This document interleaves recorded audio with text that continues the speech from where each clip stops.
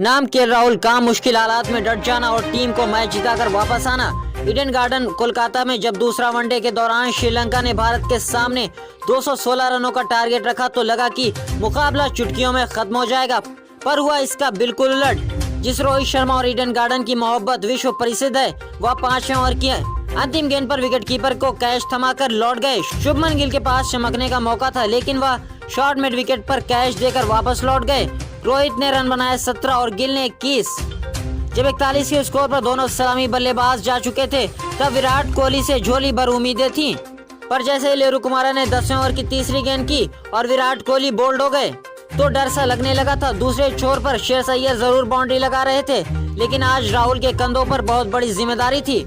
उनके पास one day international में अपनी योग्यता सिद्ध करने का इससे सुनहरा मौका दूसरा नहीं हो सकता था। लेरू कुमारा की अगली गेंद पर केएल राहुल ने कवर ड्राइव खेलकर चौका हासिल किया। इंटरनेशनल क्रिकेट में अक्सर छोटे स्कोर बड़ी टीमों पर भारी पड़ जाते हैं, इसलिए केएल राहुल की बेहतरीन बल्लेबाजी की आस थी।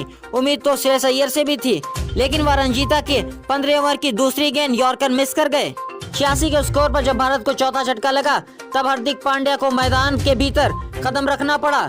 उन्होंने केएल राहुल के साथ मिलकर 75 रनों की साझेदारी बनाई। श्रेयस अय्यर के जाने के बाद राहुल ने अगले 13 ओवर तक एक भी बाउंड्री नहीं लगाई। इसे कहते हैं संयम। जब आपके पास गेंदें पड़ी हों, तो फिर भला जबरदस्ती अटैकिंग शॉट खेलकर विकेट क्यों फेंकना। आखिर जब हसरंगा ने 28वें ओवर की दूसरी गेंद आउटसाइड हाफ फुलर लेंथ की, तो राहुल ने उस पर चौका लगाया। इसके बाद लेरू कुमारा ने 29वें ओवर की चौथी गेंद ओवर पिच फेंक दी।